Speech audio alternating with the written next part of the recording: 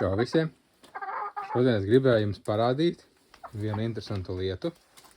Atcerieties, ka iepriekšējā video es ieliku mākslīgās olas tajā vietā, kur es gribētu, lai viņas sāk dēt.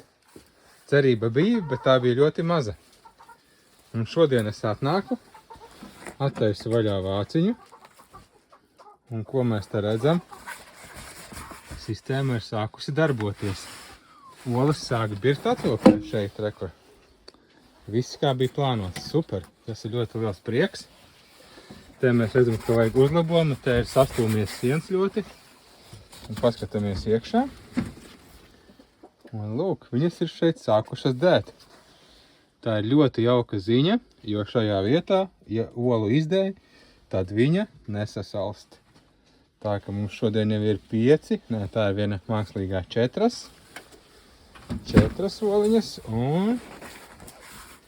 un 5, jo šī arī ir plasmasas oliņa.